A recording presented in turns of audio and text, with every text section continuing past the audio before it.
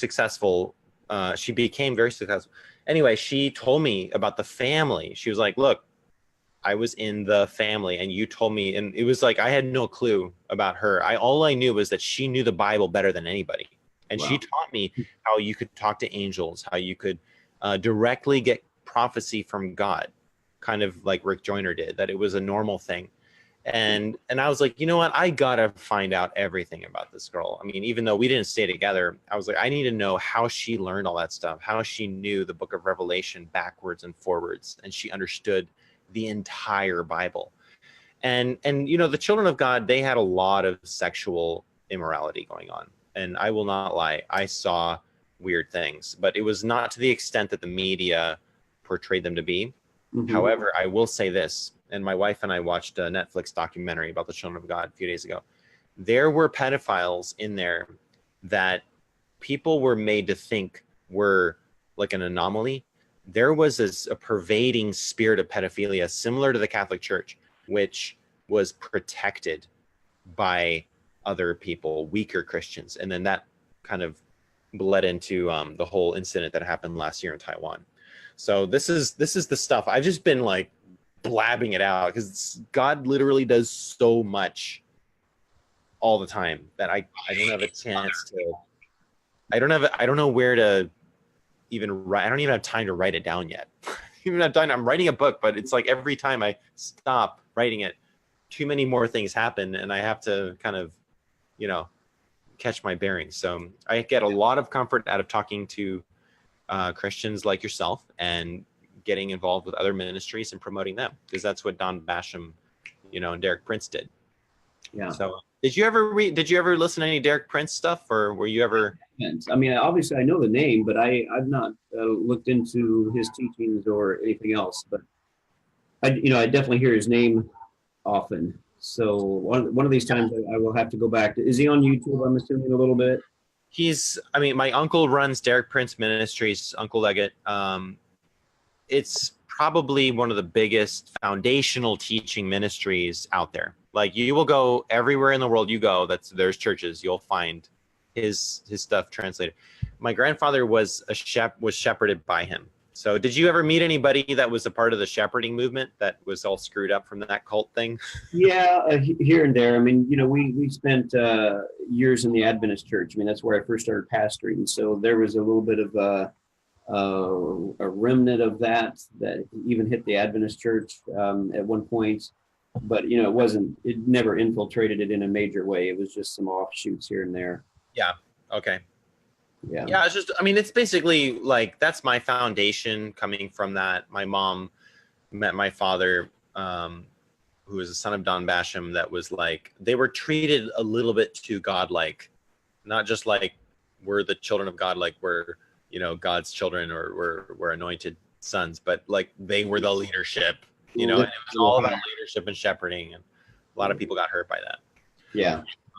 The same thing in the apostolic movement.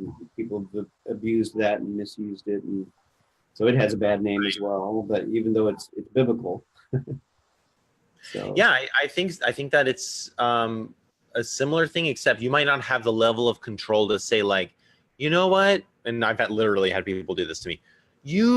Michael, you need to not marry that person. I think you should marry this person because God told me so. Like, that's what they did. Yeah. It was bad. It was culty. Pretty damaging. Yeah.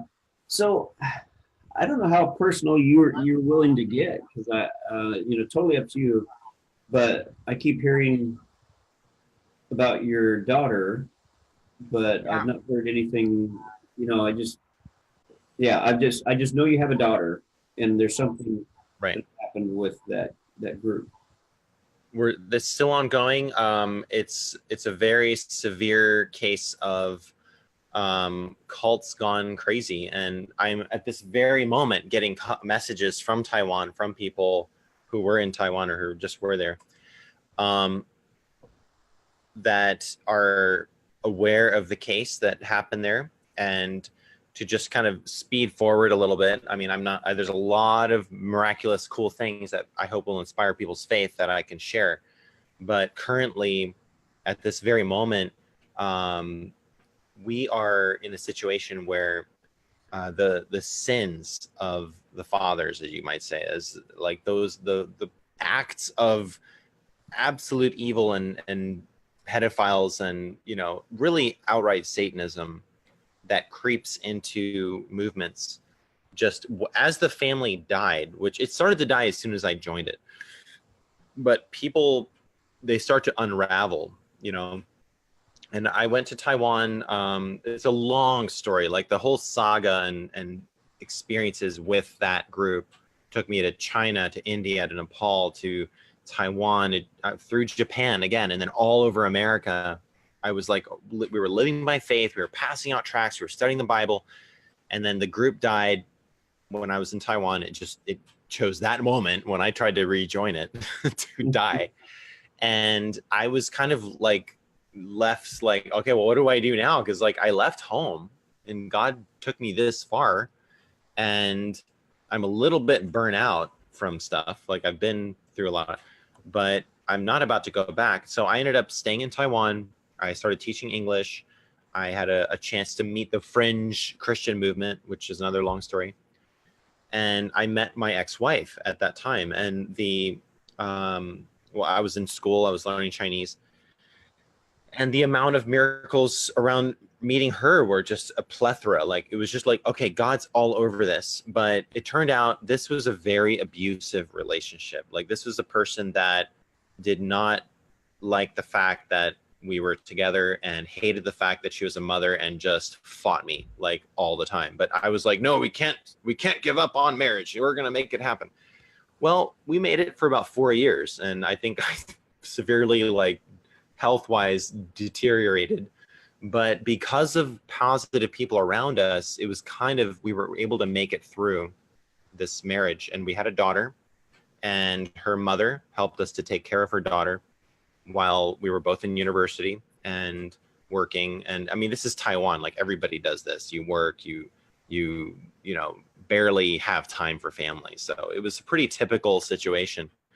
And it worked for a while. Like, we were able to, even after we were divorced and separated, we were still able to have some semblance of peace with their family and the people that were in that group. All of them had been born or had joined the Children of God at some point. Stephen Norbert Lee Meyer was my father-in-law. He married a much younger Norwegian lady, 20 years his junior, and they had a child roughly the same time that my wife and I had a child. And originally, my wife tried to get an abortion as well. That was a very shocking thing for me, because it was like, I thought we don't believe in that. I thought, you know, that people from the Christian faith don't get abortions. But she actually scheduled an abortion for my daughter, and with the help of some friends that really believed in abortion. And I went on a 4-day fast and was like, God, if you can't save this little girl, why should I believe in you anymore? You know, why should I believe all this amazing stuff about angels and whatever, spiritual weapons and the end time and living by faith, if you can't even take care of my little baby that's going to be born? Well, he kept telling me over and over again, you know, watch me, watch what I'll do, and just watch me. And I, at the end of my rope, at the last minute, I got a message in Chinese saying, watch out. There's a huge giant, and I couldn't read the character, coming at Taiwan now. I'm like, what? You know, I mean, this was like when the abortion was scheduled. And then at the last, I mean, I'm telling you, it was the moment of decision. I get a message from my, at that time, soon-to-be wife. We were not married yet. She said, okay, I'll have the baby. Let's, but blah, blah, blah. Let's talk. I have all these stipulations. She was just kind of like this kind of a person. And it was like, oh my God. And I looked at the screen, and on the TV, there were these giant tsunamis in Japan, just destroying Japan that day. Oh, wow. And the moment that she decided, that was the tsunami. That was the earthquake in Japan, the Fukushima disaster. Yeah, that was 3/11, 2011. And the scheduled hour for the tsunami that was supposed to hit Taiwan was the same hour of the abortion that was scheduled for my daughter. So from the beginning, I mean, I was like watching a movie. I'm like, okay, what are we experiencing here? Like, obviously, this is someone that God is.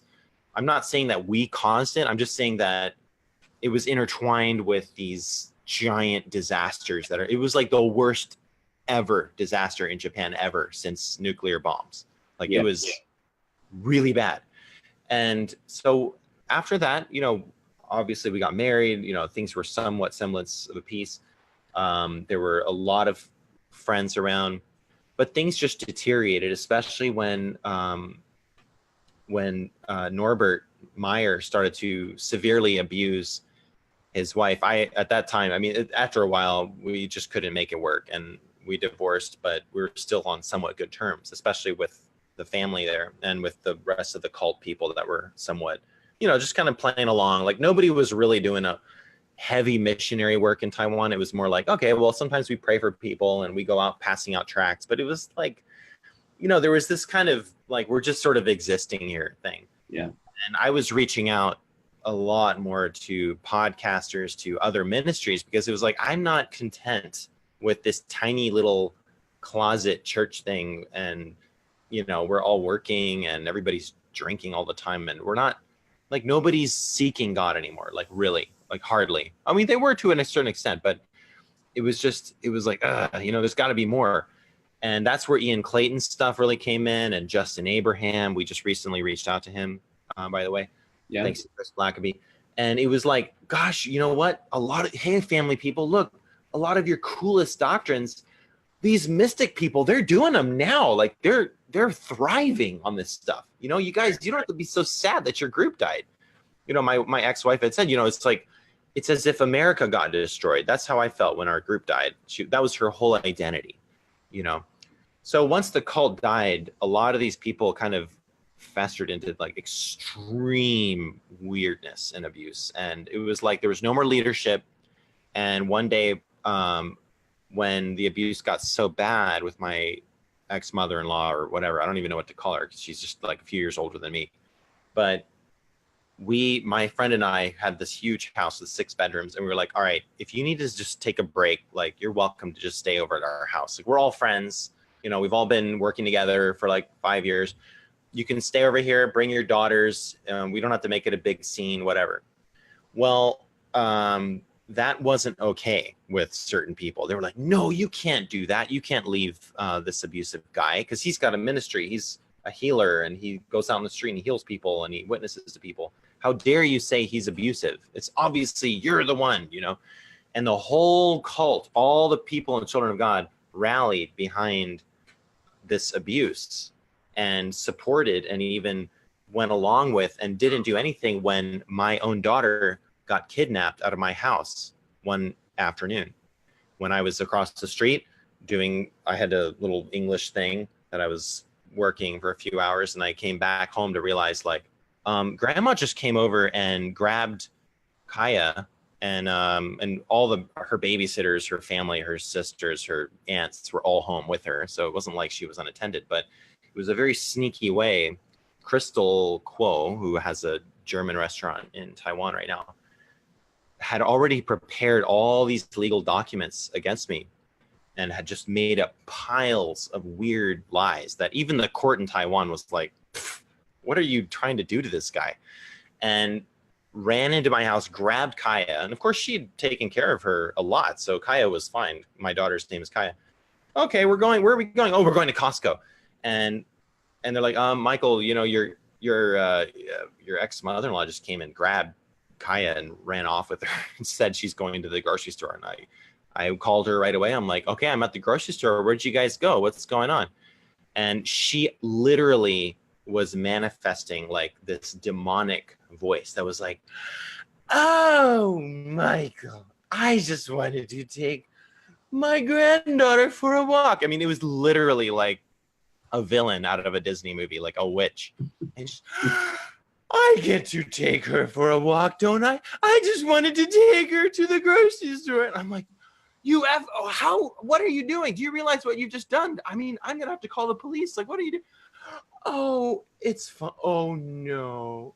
Oh, no. And if anybody's seen the movie Get Out, where these black people have their brains removed and replaced with people that are about to die, the grandma scene, that is exactly what she did. She was just like, oh, I'm so happy. And she's like, tears are coming out of her eyes because she's being possessed by this evil force. And she literally like transformed. And one by one, all throughout the country, and I didn't do anything. Like I should have called the mafia, because that's how you get things done in Taiwan. I had mafia people asking me like, Michael, do you want us to get your daughter back? Because we will do it. And I'm like, that doesn't sound very Christian. Like, let's just pray that, you know, good wins. And literally, like every single person I knew, including my housemates, everybody except the Norwegians that we were trying to protect, they were like, okay, well, we can't help you, Michael. Sorry. You know, just good luck in court. I'm like, would you like to be a witness? Because you literally saw like all this abuse take place. I'm like, oh, well, they're our friends, and well, we don't feel like it's our place to get involved. And it was like, oh my gosh. Like, okay, so literally down to this morning, I am having messages from people that are still, they're like living in this brainwashed, like, well, we're all together, but we're not, but we don't know anything else. And sorry you lost your daughter. Can't help you right now. And so I started warning them. And I went all the way to the American government. I sent CPS agents. I sent police. I got freaking the Coast Guard to stamp papers for me to just be able to see her. And they locked her in a room for a year without any outside contact. She was locked in a room to watch TV. And now apparently she goes to school. I haven't been able to talk to her in 3 months. And everybody was just like, well, we can't help you. Sorry. And we left Taiwan 3 months ago. First, we got the Norwegians out, got them to Norway, you know, the women that were being abused that we helped leave the cult. I went to Hawaii immediately. I was like, I have spent a whole year. I went to court, all this garbage. The court system couldn't do really hardly anything. You know, they tried to help a little bit, but it was, you know, they just kind of go according to protocol, and they're not used to like this level of crime. Like this is like a special kind of poo-poo that only exists in like the deepest sewers. And they're only used to maybe like a small toilet blocking level of poo-poo. Like this is like staph infection of like the deepest degree of pedophilia. Like this guy literally came out and confessed.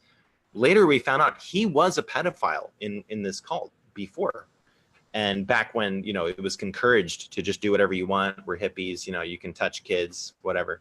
And they did, and he did. And he had never confessed to anybody publicly. But it's just like that level of sin. Like if you do stuff to kids, even if, you know, you're not doing it right now, like I believe that culminates into later years. And just, yeah, they were ready to kill me. I mean, they hated me so much, these people.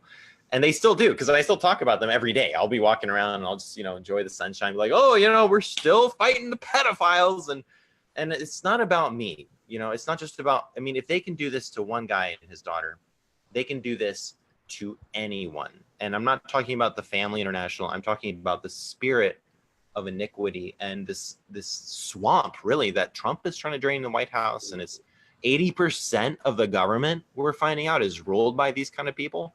So it's a Jezebel spirit everywhere that's just like in these random places. And the latest way of persecution is they sue you and they lie about you in court.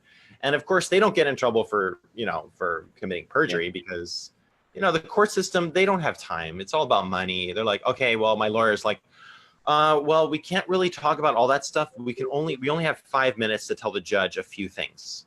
So I'm like, oh, okay. You know, and I went through this hell year. I was not able to interview anybody. Like we were interviewing Ian Clayton and Mike Parsons and all the coolest people in the world. And then suddenly this happened.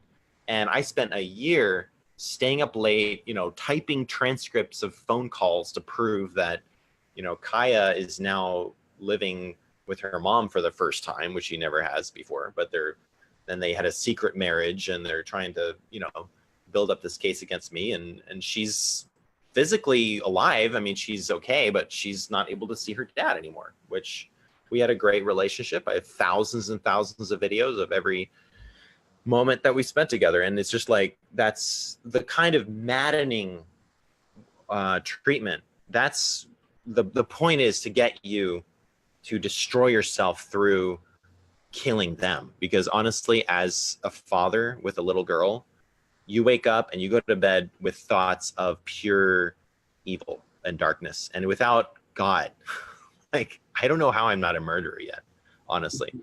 But to be honest, like, God has kept us, and he's still doing more miracles. And I've warned these people about what they've done and what they've allowed to have happen. And I remember very clearly about 2 weeks before we left Taiwan, one of these members of the group, who I really dearly loved, but he was honestly like not aware of what was happening at all. I mean, he should have been, but he's just choosing to not think about it. Came over, he's like, "Hey, Michael, do you guys still have that old TV? We need that TV." And I was like, "Yeah, you need the TV. I think it's in the back somewhere in the storage. By the way, do you know what's happening in this house? That we have women here that are being abused and attacked regularly by Norbert Meyer, who keeps coming here and screaming at them. And we're trying to get them out of here. And my daughter's been kidnapped, and I've been drugged to court the last, for 10 times in a row. And they're trying to get money from me, which I don't have. Have you noticed that at all? Like, are you aware that I'm in touch with like Taiwanese media people, and we're about to like tell the world about this?" And he was like, oh, I'm sorry. Yeah, well, just don't say anything about it yet. We're trying to get them, and he was just like, hello, like, God is going to judge this thing. We left. Within 2 weeks, his youngest son died, committed suicide. And I'm not saying it was his fault. I'm not blaming that family. I'm not blaming anybody. And they're furious at me for even connecting these dots. But it's like, hello, like, you let this level of sin to just run rampant, and you still think everything's a party. Like, God does judge people. And I opened up this book of Nahum this morning, and it's like, I just wanted to see if God had anything to say through this. And it's the destruction of Nineveh. And this is the time of battle. Like, we need to be ready. The Lord is restoring the majesty of Jacob as the majesty of Israel, for plunderers have plundered them and ruined their branches. And in the first verse, it's amazing. It says, "The scatterer has come up against you. Man the ramparts, watch the road, dress for battle, collect all your strength." And it just goes on. And you're like, wow, like, get ready for battle, soldiers. Like, this is it. And other people, and I got a phone call yesterday. "Michael, do you know where the Santa Claus costume is in my video game? Do you know where you put the video game?" And I'm like, do you know where they put my daughter? Remember, they're like in the same building, like looking for stuff, digging around. Like, that's where they came in and grabbed her. And I yelled at them, and they're all freaked out. And then that night, this was the most amazing thing. I have no idea how to explain this. And I'm sorry, I'm kind of rambling. You can stop me anytime. Go ahead. So I go to this one part-time job I have, and I serve a table. And because this is how you make money in America, apparently, is food service, especially Hawaii.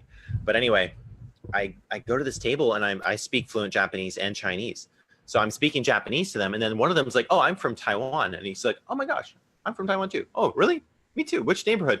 "Oh, I'm from here." "No way, I'm from there too." "Wait, which street?" "I'm from that street too." "What? I just moved here from Taiwan, literally." And I drew a map, and I was like, here's where we lived. And he has a house across the street from there. But he's like, "I used to own that house.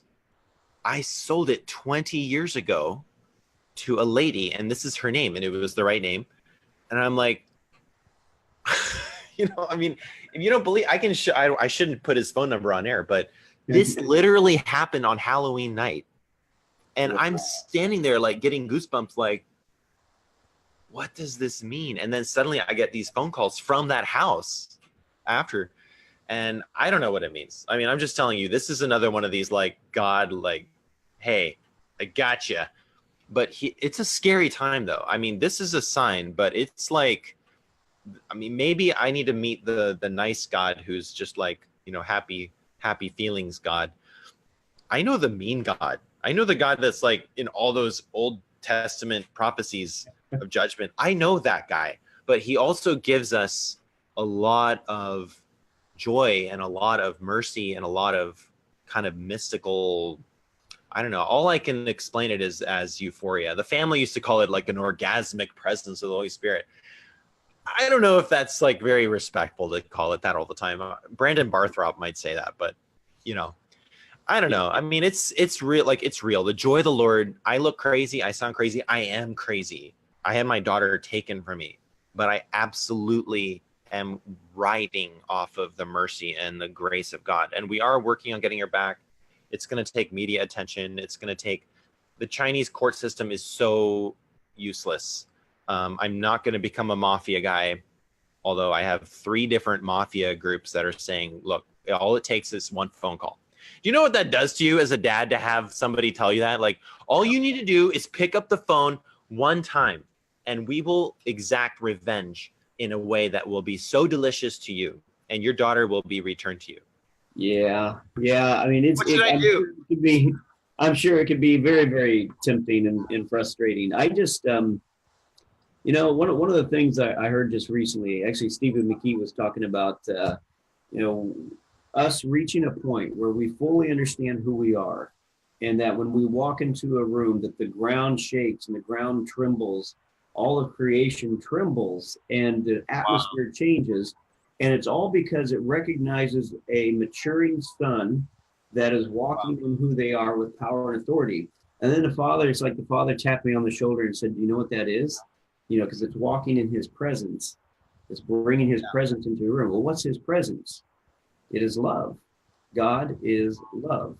Amen. And for us to fully understand that and how that can come into a room and change the atmosphere, and come into a city and change the atmosphere, that is a level of love that we don't understand yet, because it does bring with it justice. I don't know how, but I do know, you know, I've got several stories I could tell, but we're running out of time here. But, you know, I had my first corporation I ever set up. I set it up with 3 business partners, and we were doing really well. We were making some good money, and it was in real estate. And I was working on getting my broker's license, but I hadn't got it yet. So in California, you can have a broker, you know, operate in a corporation for you. So we went and explained the situation to another church member, the broker, and he was like, "Oh yeah, I'd be happy to step in as your broker of record until you get your license." Well, I was 2 weeks away from getting my license, and this broker went to my friends and said to them, "You know, it's either him or me." You know, and they had to make a choice at that point to either vote me out of my own corporation that I had set up. I brought all these people together. I paid for the corporation. I did it all myself. And but I was naive back then. I didn't know any better, and I gave everybody equal shares. Duh. That was not having any business sense at the time. But they voted me out, and he took over. And as broker of record, their choice was to either choose him and continue on doing business, or choose me, and basically he would walk off with all the business that we had at the time, because that was his legal right. Oh, man. But anyway, so I got voted out. I was high and dry. I had nothing. I had no job, no money, no nothing. And, Ouch. you know, I wanted to kill him. I mean, I was angry. I was ticked. My wife kept saying, pray for them, bless them. I'm like, you're kidding me. But I eventually did. I calmed down, and literally within 24 hours, you know, the father had set me up in a new business, a new situation. And within a year, those 4 people, the ones that voted me out and the broker, were in lawsuits within themselves, among themselves. And it's like, I mean, had his own revenge. God bless them. Well, God blesses everybody. Yeah, that's the thing that he keeps telling me is like, you know what? I have given you one taste of what the world is going through and what I am seeing every day. And by the way, my revenge is much scarier than your revenge. Yeah. Yeah. Okay, God, that was a scary thing to say. So I love living by faith. I think every time I open the Bible, and hearing your story is a great comfort to me too, Gil. Thank you. I know we're almost out of time, but every single frickin' story in the Bible, and I say frick with an honorable, okay, I'm being silly, but I'm telling you, one night, and this happened about 4 months ago, when I announced that we're getting married. I'm going to go to Hawaii, marry my wife, and we're going to figure out all this cult mess later and save my daughter and do all this stuff. But first things first, let's get married. Let's there's sunshine outside. Like, let's not just go to court all the time and try to kill each other. That's not the way to do it. But that doesn't mean anything to them. But one night, I was putting out this announcement that my wife and I were getting married and that we were going to move to the Big Island at some point, build a base there, a retreat. And that's what we had decided to do. We were looking at land and boom, the volcano exploded that day, like right after we announced it. And I was getting attacked through, just all these cult people are so weird and nasty. And I was so furious. And without getting into details, I was going to bed and I was so angry. And God was like, I want you to listen to the story of Joseph. So I was like, okay. So I listened to the story of Joseph on YouTube or whatever. My daughter was sleeping right next to me at the time. And I kind of drifted off listening to it. And of course, Joseph, I don't need to repeat the story of Joseph. Just read the story of Joseph and you'll know. But I literally opened my eyes suddenly. I had drifted off and then I opened my eyes and I saw in the room this wave of, I don't want to call it energy because it was like as if it was physically there, as if it was made out of bronze or something. And it was moving from the direction of where my daughter was sleeping, just like this, slowly emanating from her body and expanding in a circular thing. And it had all these designs and patterns and symbols on it. Huh. And at first I was like, is this something bad? And I was just watching it. Like, it was in the room. It was being, lit by the light from the bathroom. I could see it in the room. And then it just slowly went off into the wall and disappeared. And I'm just like, and suddenly all the feelings of anger and anarchy and deception and it just disappeared immediately. I felt this washing of peace just flooding me of just like, whoa, I feel good. And then I was just like, and then the next morning I wake up like, God, what was that? Was that like some witchcraft thing or what? And the first words that came to me were, don't you think there's a reason why they're trying to destroy Kaya Basham? Wow. And I just let that kind of sink in for a little while. And I was like, so she's got superpowers. Okay. I see that. And with regards to what happened with the tsunami and all that, there is a demonic force trying to destroy my daughter and me. And these idiots, they have no idea what they're doing. I forget about them. Like, I can't even talk to them anymore. But God has a plan for his people, and watch out for fake Christians. They're everywhere. We had to deal with one named Caroline recently who crept into a situation. It's just absolute witchcraft weirdness. And they say the right things and they have a healing ministry or something, but just watch out. Like, time will tell. By their fruits, you will know them. And so far, I'm so thankful for the people that we've been interacting with. John McMahon, Eugene Hammonds has been an absolute godsend. Yes. Again, and you too, sir. I can see the sincerity in what you've been through, and just the fact that you would honor me by bringing me on your show after I just wanted to have an interview with you is so sweet. I wasn't going to get into this whole story, but you asked, so Yeah, well, I was curious. I really wanted to understand what was going on there, and I'm sure I don't have a full understanding at all yet, but gives me a better idea of what you've been through and what you're fighting. And we do as Christians, we've got to have a faith in God that allows him to do his work. Yeah. And sometimes we got to step out of the way and let him do his work and just trust that he's going to do whatever it is he's going to do. And sometimes it may not be. In fact, oftentimes it is not exactly what we would like to see. But in the end, we get to see the bigger picture, and usually we can see why he did what he did. So yeah, amen. Yeah. So let me just, if you don't mind, I just want to say a prayer for you and Kyla, right? Yeah, Kaya. We spelled her name with an Estonian spelling with a J, and she is one little laugh bucket. Like, I've never seen a child with a greater sense of humor than her. So if anything, my uncle, my great uncle went through the gulag in Soviet Russia, in Siberia, and he escaped with a sense of humor.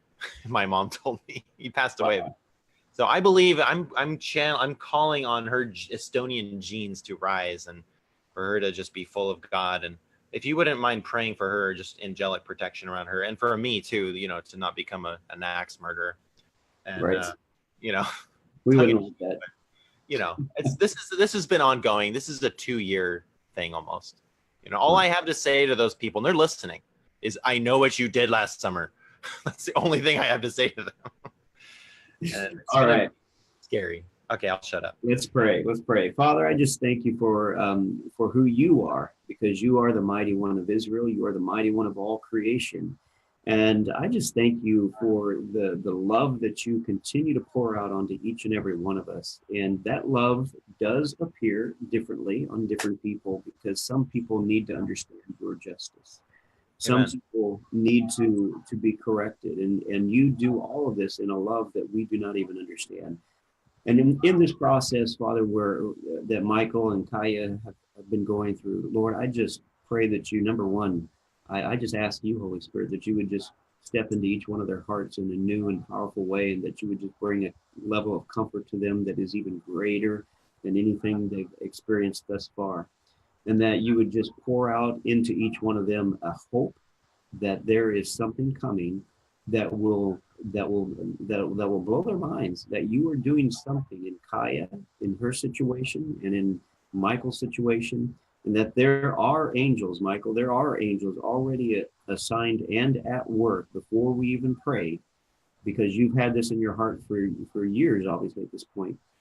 And we're just asking right now that there be a new level of engagement with these angels, that they would be given new levels of permission to engage with Amen. Whatever the enemy is doing, and to dismantle the structures of the enemy, that he would not have anything to build upon or to work from, but that everything that he is doing would be undermined, and the foundations of him would be yanked out from underneath of him, that he would do a face plant right in front of the world, and that it would be exposed to the world what is going on, and that the swamps will be cleared as you, Father, are pulling the plug and allowing the enemy to be seen for who he really is. And that Michael and Kaya are covered in I just see angels coming around Kaya right now. Actually, I see battle angels coming around her. That's interesting. It's like she's walking in authority that most don't walk in.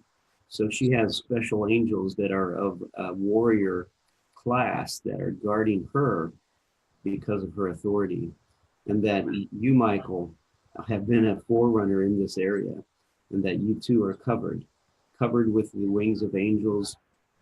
You've heard of the shredder angels, I'm sure, that they would cover and bless and cut everything off of your bloodline that doesn't belong there. If it's not of God, that it would be cut and have no attachments whatsoever from here on out, and that there would be a clean slate as you move forward. That even the anger and the frustration that you felt, that you will have a new level of peace as you move forward. In Jesus' holy name, amen. Hallelujah. Amen. That was a wonderful prayer, brother. I saw it as you were speaking. I just appreciate it. I've never seen Kaya, but that was cool. I could just see her walking, and she's got a level of authority on her already. How old is she? She's turning 7 on the 23rd, and I recently dreamed that she was an adult. I was walking with her, and we were just talking about everything, and she had this very mature understanding of what had happened, and she had just accepted what was, and she was just facing the future, as many great men of God have, who have gone through a lot of things, as you have, sir. And that it just gives me a great peace knowing that there is such a thing as vision in the midst of the battle, that like God already shows you the end. We're about to go through the tribulation. I believe that we're going to see the Antichrist in this period of time, but that sons and daughters of God are going to rise up in authority and are going to lead. It's going to be awesome. Totally confused church that's like, why the hell weren't we raptured? Well, because the Bible, and I don't know what to say to people except you do need to learn the court system.